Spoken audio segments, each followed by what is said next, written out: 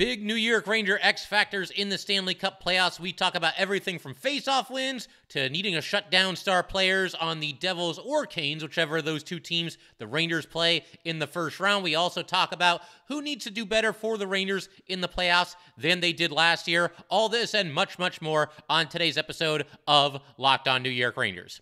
Welcome back, Blue Shirts fans, to episode number 804 of the Locked On New York Rangers podcast. I'm your host, John Chick. Just want to thank you guys, as always, for making Locked On New York Rangers your first listen every day. We are free and available on all platforms. And today's episode of Locked On New York Rangers is brought to you by Gametime. Download the Gametime app, create an account, and use code LOCKEDONNHL for $20 off your first purchase. And so, like I said, basically just going to hit the ground running in today's episode. We've got a list here of things that I consider to be X factors, things that could really go a long way in determining exactly how far the Rangers can go in the playoffs, and if they could even cap off this whole thing, this whole journey, by lifting the Stanley Cup over their head. It's not a ranking or anything like that. It's just a list, one right after the other. With no further ado, let's kick off the list with the first X factor here. I'm going to say Mika Zibanejad's defense, because Mika Zibanejad, any longtime listeners of this show, you guys know I've heaped praise on him time and time again. I just think he's become one of the most complete, most well-rounded, and frankly, just one of the absolute best players in the NHL. I mean, I think at this point, you're looking at a situation where Mika Zibanejad, bare minimum, is a top 20 player in this league, and possibly even top 10. I mean, maybe I'm being a little Ranger biased there, and I'm doing this without thinking about all the great players in this league and ranking them. But regardless, I think Mika Zibanejad, like I said, he's just the total package for the New York Rangers, and he really does do a little bit of everything to help this team win. And I think that, if the Rangers do make a deep run, if they do end up winning the Stanley Cup, I think for sure Mika Zibanejad is going to be one of the guys leading the way offensively. That he's going to be good for, good amount of points, series in and series out as the Rangers, go on their journey here. But I think where he can really make a difference is what he can do defensively. I mentioned a second ago, one of the most well-rounded players in the league. And as far as, two-way centers, he's just about as good as anybody else. He's always out there. He's always on the top line. Mika Zibanejad is the only guy on the New York Rangers. They juggle the lines, and people go up and down and left and right on the lineup. Mika Zibanejad is always there, always on the top line, always centering the top line, and always playing excellent hockey, regardless of who's on his left wing, regardless of who's on his right wing. But as far as defense is concerned, Mika's going to have a heck of a task in front of him in the first round here, because we know for a fact, and as of this recording, it's actually it's Monday morning, and so by the time you're hearing this, it's going to drop on Wednesday. It's possible that we will know who the Rangers are playing in the first round, But as of right now, it could either be the Devils or the Canes. Now, if the Rangers play the Devils, which seems to be the more likely of the two scenarios, then he's going to have a heck of a matchup. The Devils right now, I was looking at their depth chart, and they've kind of spread the wealth a little bit in terms of where they play their star players. I was looking at their line combinations. But regardless of how the Devils line up, he very likely could be out there against guys like Nico Hischier. Jack Hughes right now has been centering the second line. Hischier's been on the top line. You've got Jesper Bratt, who's always, a force to be reckoned with out there. And, of course, Timo Meier, the Devils' big get at the trade deadline this season. But I'm looking specifically at Jack Hughes. And I know right now, Mika's on the Ranger top line. Hughes is technically on the second line for the Devils, but you got to believe, they're going to be seeing each other at some point throughout this series here. And Jack Hughes specifically has been an absolute nightmare for the New York Rangers. In 15 career games against the Rangers for Jack Hughes, Hughes has 9 goals and 5 assists in those 15 games. So 14 points in 15 career games against the Rangers. And keep in mind, Jack Hughes, his first 2 seasons, was not exactly a world beater. He got off to a very slow start with that team, and regardless, still 14 points in his first 15 games against the Rangers. And I do think it's going to be really difficult for the Rangers to completely shut down Hughes. I mean, I don't think you're going to keep him off the score sheet night in and night out for this entire series, but you have to find a way to contain him. You got to find a way to not let him take over these games. And I think Mika Zibanejad and the way that he plays defensively and just, the way that he goes to work in the offensive zone, playing his tail off. I mean, if you can keep the puck in the offensive zone, that's one effective way to neutralize Jack Hughes. But the Rangers in general, I'm not going to put it all on Mika, but they have to play strong hockey, strong defensive hockey. I think Mika Zibanejad could lead the way there, especially as it pertains to their forwards. It's great to talk about how great of a defensive line the fourth line is for the Rangers. Goudreau and Vesey and Mott, and that's all well and good. but they're not going to get as many minutes as Mika Zibanejad is. So when Mika's out there, I think he's going to be matched up against some of the Devils' best players. I mean, I know he's going to be matched up against some of the Devils' best players, but I think specifically Jack Hughes. He's got to find a way to try to contain him. With Hughes, you know, when the Devils play the Rangers, every time Hughes has the puck, I hold my breath. It always looks like he's a threat to do something, to score or make a great pass. And it's been very rare over these last couple of seasons here, these last 2 seasons specifically, that the Rangers have been able to hold Jack Hughes in check and, hold him off of the score sheet. That's certainly been difficult at times for the New York Rangers. I want to keep everything rolling in just a second here. We got a whole list of things to get to, and we're going to continue the list by talking about Kaapo Kakko and something big that Kakko can do in the playoffs, and specifically the first round against, once again, either the Devils or Canes. We will get to that in just a second as far as how Kakko can help the New York Rangers. But first, I just got to let everybody know today's episode of Locked On New York Rangers is brought to you by Gametime. Buying tickets to your favorite events should not be stressful. Gametime is the fast and easy way to buy tickets for all the sports, music, comedy, and theater near you. With killer deals on last-minute tickets and their best price guarantee, you can stop stressing over the tickets and start getting hyped for all the fun you're about to have. Gametime is the place for last-minute ticket deals. Forget planning months in advance. Gametime has deals on tickets right up to the day of the event. Get exclusive flash deals on tickets for football, basketball, baseball, concerts, comedy, theater, and more. The Gametime guarantee means you'll always get the best price. If you find tickets in the same section and row for less, Gametime will credit you 110% of the difference. It is the fastest growing ticket app in the country for a reason. Get images of your seat before you buy so you know exactly what to expect when you arrive. Buy tickets in a matter of seconds, 2 taps, and you're set. Tickets are sent directly to your phone, so you never need to dig through your email. Snag the tickets without the stress with Gametime. Download the Gametime app, create an account, and use code LOCKEDONNHL for $20 off your first purchase. Terms apply. Again, create an account and redeem code LOCKEDONNHL for $20 off. Download Gametime today. Last minute tickets, lowest price, guaranteed. I just want to thank you guys, as always, for making Locked On New York Rangers your first listen every day. We are free and available on all platforms. And to just kind of keep this list rolling here, I want to point the spotlight at Kaapo Kakko. You know, Kakko last year had a nice run through the playoffs with the rest of the kids on the kid line. I think they kind of took the league by storm. Ranger fans were all about it, having a lot of fun cheering on the kids last year. I do think there were times that, their play was a little bit uneven from game to game. There were certain nights where they weren't all that noticeable, but then there were other nights where they completely took over the game and were the best line on the ice for either team.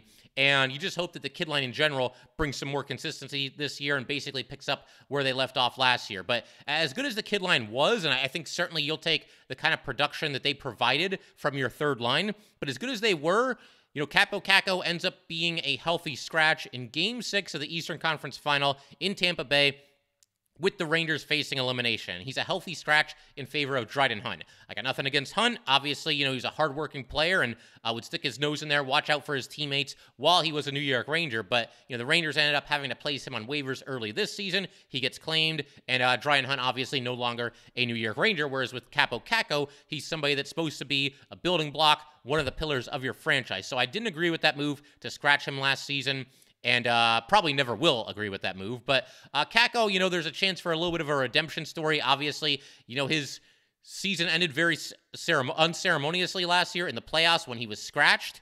And, he wasn't able to go out there and help his team, but he's doing a great job this year. I can't envision any scenario where Kaapo Kakko ends up being a healthy scratch in this year's playoffs. He's just played too well, especially with the rest of the kid line, the way they've been producing down the stretch here. And Kakko had a recent stretch where he had a goal in 3 straight games. And that kind of leads me to the next thing I want to talk about and what I believe Kaapo Kakko needs to do in the playoffs to really help the Rangers really be an X factor for the New York Rangers. So Kakko recently has shown an ability to score some dirty goals, and I talked about this not that long ago, but you've got this kid line of former first-round picks, Lafreniere, Hedl, and Kakko, and you want to see all these highlight reel goals and all these beautiful passes, and, Lafreniere playing the puck between his legs and scoring on the backhand. We saw him do that not too long ago. And those goals will be there from time to time.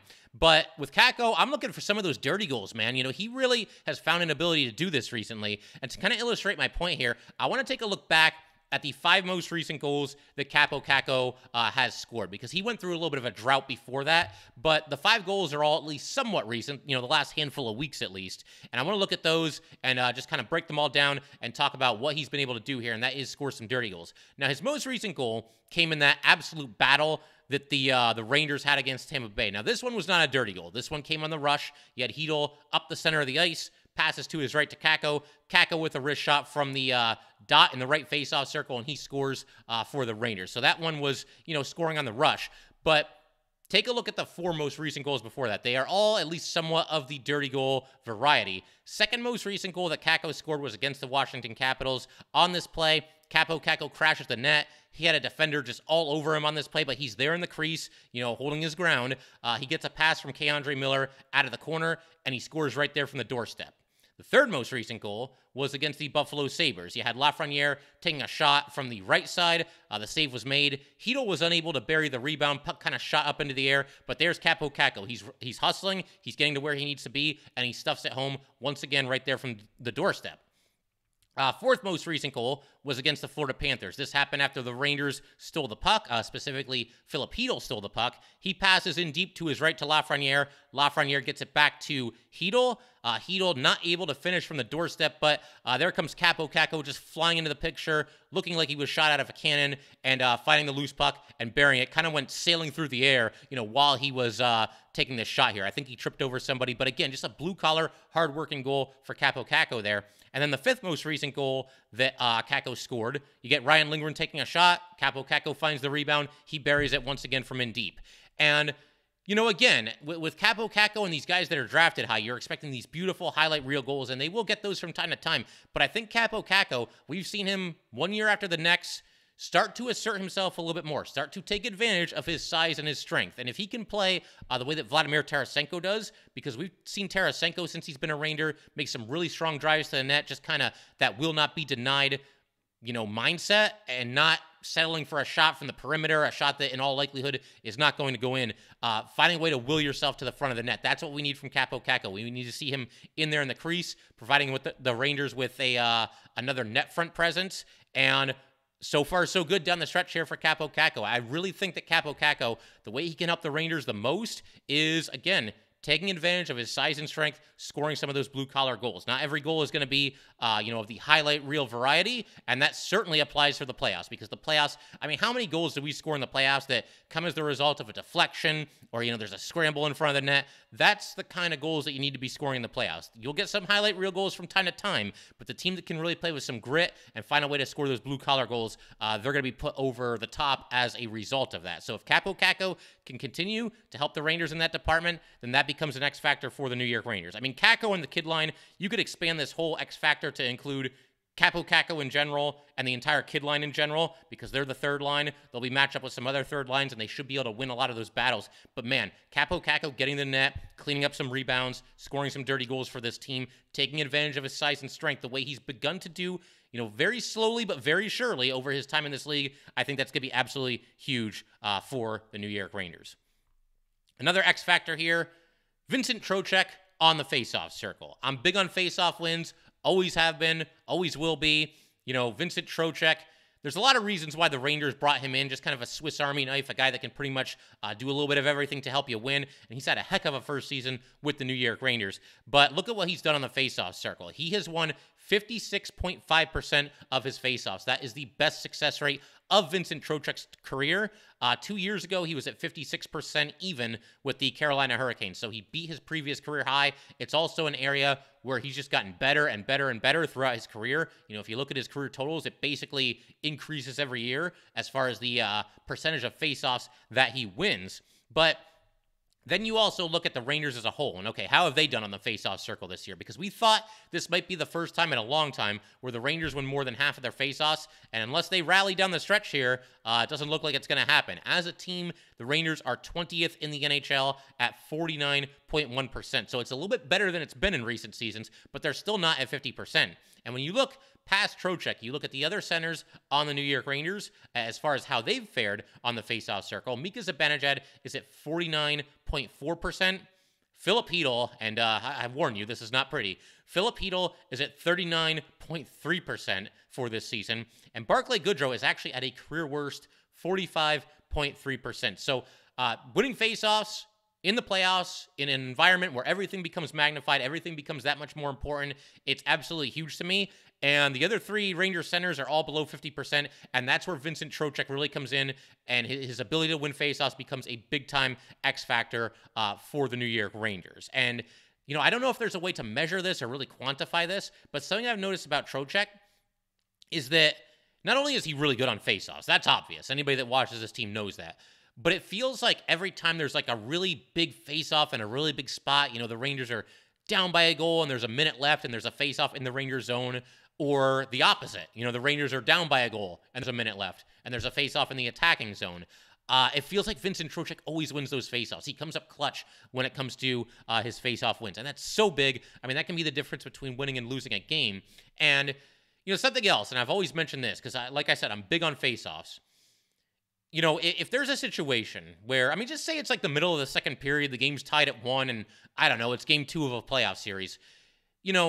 If Vincent Trocheck wins a faceoff in the defensive zone and the Rangers, end up working the puck out of the zone and into the neutral zone, and, maybe the Rangers get possession of the puck and they go on the attack and nobody scores, but that faceoff win in the defensive zone by Vincent Trocheck there, we have no way of knowing what would have happened if the Ranger opponent, say the Devils, if the Devils had won that faceoff. Maybe if the Devils win that faceoff and Trocheck loses it, they've got their top line out there and they've got a play drawn up and there's something they're looking to do. Maybe they execute that play perfectly and maybe they score the goal and maybe they now have a 1-goal lead and maybe they now go on to win the game by exactly 1 goal. So there's ways that you can't even measure just how important faceoffs are, because a situation like that, we'll never know. Could the Devils have scored if they won the faceoff here? Well, we don't know because Vincent Trocheck won the faceoff for the New York Rangers. So I think it's absolutely huge, and I fully expect to see Vincent Trocheck out there in big spots in the game, taking really important faceoffs. And, that, as kind of a quick aside here, shows you how valuable Vincent Trocheck is because, yeah, he'll be on the ice taking a faceoff if the Rangers are trying to protect a 1-goal lead, and he'll be on the ice taking a faceoff if the Rangers are trying to get back, come back from being down by a goal. He'll be on the ice in both of those situations, and very likely winning a faceoff for you. So that's absolutely huge, and I'm looking for that as an X factor in the playoffs. Vincent Trocheck's ability to not only win faceoffs, but win faceoffs in big spots. So going to keep everything rolling in just a second here. Got to talk about a certain player that needs to stay healthy. Got to talk about another player that needs to play better in the playoffs this year than he did last year. And we're going to do all that and a little bit more in just a second.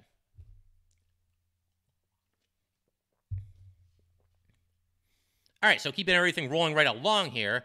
I wanted to kind of stay away from, stay healthy, make sure you don't get injured and all this stuff because it's just so obvious. Going into a season, what are the keys for the Rangers this season? Stay healthy. Well, yeah, no kidding. That's true of any team in sports. But I do want to single out one player that must stay healthy, and that would, of course, be Ryan Lindgren. If Lindgren plays the final 2 games of the regular season, because, again, it's before the Rangers Monday night game, and then, of course, they also play on Thursday. But if Lindgren finishes the season by playing both of these 2 regular season games, then he will have missed a total of 19 games this season. That's the most that he's ever missed. And, it's just one of those situations where you look at what happened last year in the playoffs when the Rangers were scuffling so badly against the Penguins and just getting lit up in games 3 and 4. The Penguins are scoring 6 or 7 goals a night there, and Ryan Lindgren was not available. Ryan Lindgren was out of the lineup with an injury, and he got back in Game 5, and look how that series turned around. And his style of play, his game, it just screams playoff hockey.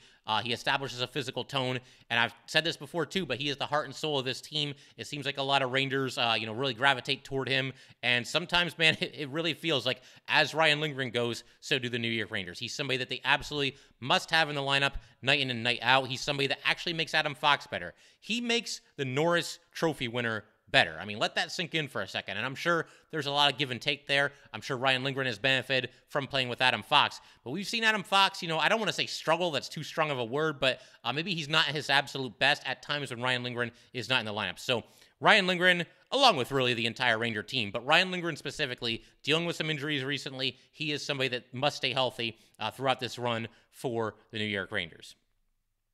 Somebody who needs to play with a lot of confidence and somebody who needs to step it up and play better than he played last year in the playoffs, that would be Artemi Panarin. Artemi Panarin playing with confidence and playing loose and just having some fun out there. That is an X factor for the New York Rangers. We think Artemi Panarin and we think all these, highlight reel plays. We think excellent passing.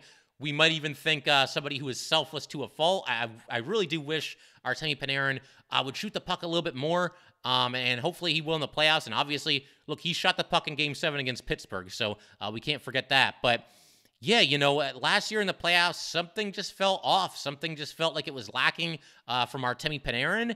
And he even admitted, that he had struggled with his confidence a little bit in the playoffs. It just looked like he was so indecisive with what he wanted to do every time he had the puck, maybe gripping the stick a little bit too tight.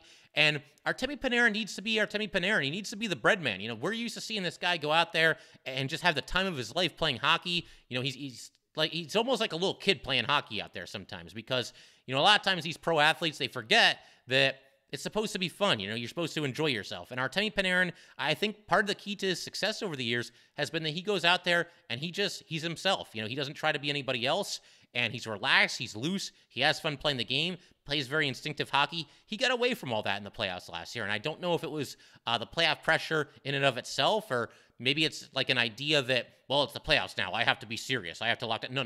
Be Artemi Panarin. Be who you've always been. And look, I get it. These are huge games. And of course, you have to be serious to a certain degree, even if you are Artemi Panarin. But if you're used to playing loose and having fun and just enjoying yourself out there and yucking it up with your teammates, you can still do that in the Stanley Cup playoffs. Don't try to be somebody that you're not. Be true to who you are, be true to your personality, and do the things and carry yourself the same way that has led you to become one of the best players in the world. Don't get too far away from that just because it's the playoffs. Enjoy yourself, go out there, have a blast, and be the bread man that we all know and love. So, and something that I think tells me that he will do that this year is the Rangers have played a couple of games recently where, we get this term playoff-like intensity, playoff-like, emotions, or whatever you want to call it, playoff-like atmosphere. And Artemi Panarin's played very well in some of those games. We had that insane game that the Rangers played against the Lightning with all the fights and all the hitting and pretty much everything you can think of. Artemi Panarin was out there for 22 minutes and 5 seconds. That's not the most that he's played all season, but it's up there pretty high. And he scored a goal in that game, so that was obviously good to see, and he played very well in that game. The game against the Washington Capitals got very nasty at times, especially toward the end.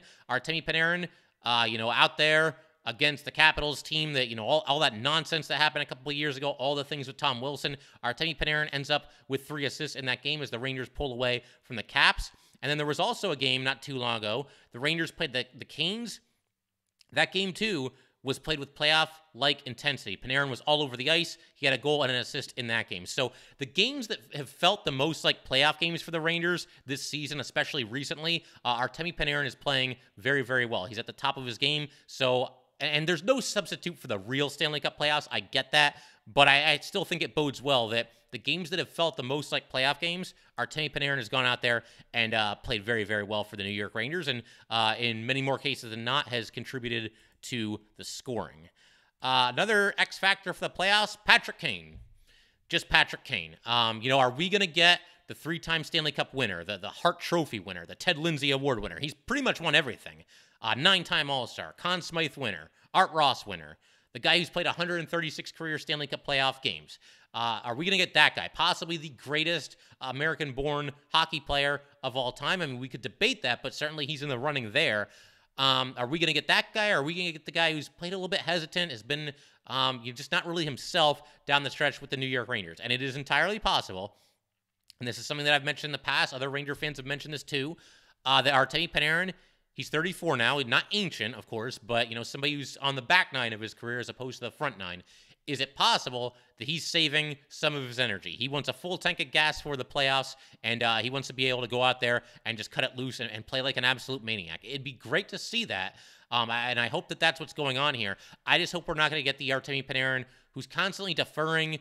There's certain games where he just doesn't stand out that much. And it is possible, once again, that he is pacing himself. He understands the position that the Rangers are in. He understood that as soon as he got traded here, this team is going to the playoffs. You know, I'm going to chip in, obviously, here and there, but I'm not going to go full bore. I'm not going to really step on the gas until the playoffs. I'm really, really hoping, and I know I can't be alone here, that is the case with Patrick Kane, that he will step on the gas, find another gear, go up a couple gears for the playoffs if you're Patrick Kane. So I want to see Showtime Patrick Kane come Stanley Cup playoffs. And Patrick Kane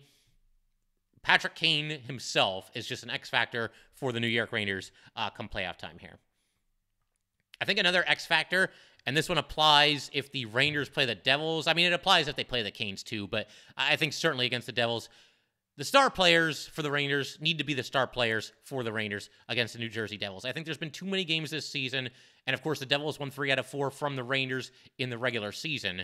But there's been too many games where the Rangers star players against the Devils, you just don't really notice them. You know, Panarin's quiet, even Mika Zibanejad's kind of quiet, and there's been games where, against the Devils specifically, where Kreider's just been a ghost. Adam Fox is seemingly held in check when the Rangers play the Devils, so it's very simple. You know, there's no button for me to push or any magical solution that I have here, but the star players for the Rangers simply need to play at a higher level when the Rangers are playing the Devils. And the Devils, they're one of those teams that, you know, I've been very impressed. I have to acknowledge this. I've been very impressed by the Devils when they play the Rangers, just how hard they compete on every shift, how much they pressure the puck, how much urgency they seem to play with. And I don't know if, you know, that's something they do against every opponent or if they're just extra up for these games against the New York Rangers. I'm not really sure there, but they bring it every single shift. They fight for every loose puck. They compete on every game, every moment that they play against the New York Rangers. So the Rangers need to, you know, basically come back over the top and throw that right back at the Devils, and that starts with the best players for the Rangers. You can't have, you know, guys like Artemi Panarin, guys like Mika, Kreider.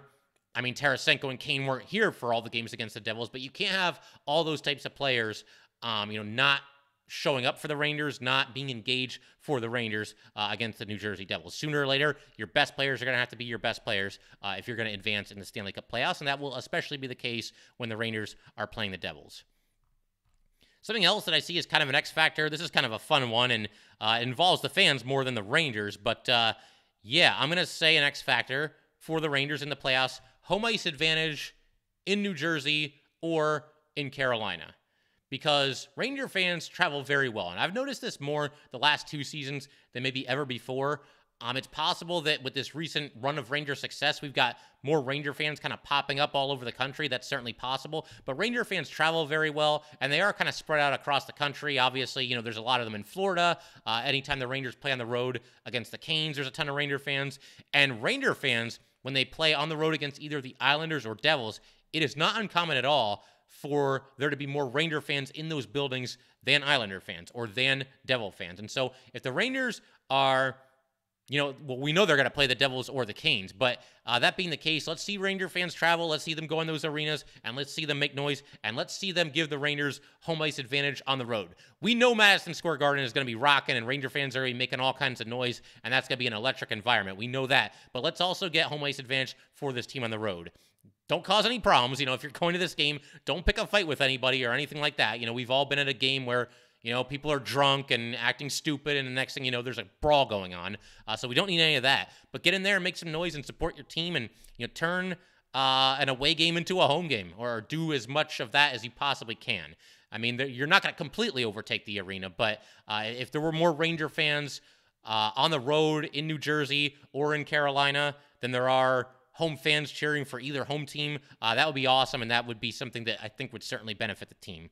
I figure we could pretty much call it there for today. Obviously, the Rangers going to be wrapping up the regular season with a home game on Thursday against the Toronto Maple Leafs. Going to be very curious to see how that game goes, if we get a 60-minute pillow fight because nobody wants to get injured on either team, or if we see an absolute battle because both teams see it as, the final tune-up for the Stanley Cup playoffs. It's going to be very, very interested to see how that game pans out. But that will do it for today, guys. Once again, if you'd like to get in touch with this podcast, please send an email to lockedonnyrangers@gmail.com. Once again, that is lockedonnyrangers@gmail.com. And definitely give us a follow on Twitter as well, at @LO_NY_Rangers. Once again, that is at @LO_NY_Rangers. And definitely subscribe to the Locked On New York Rangers YouTube channel.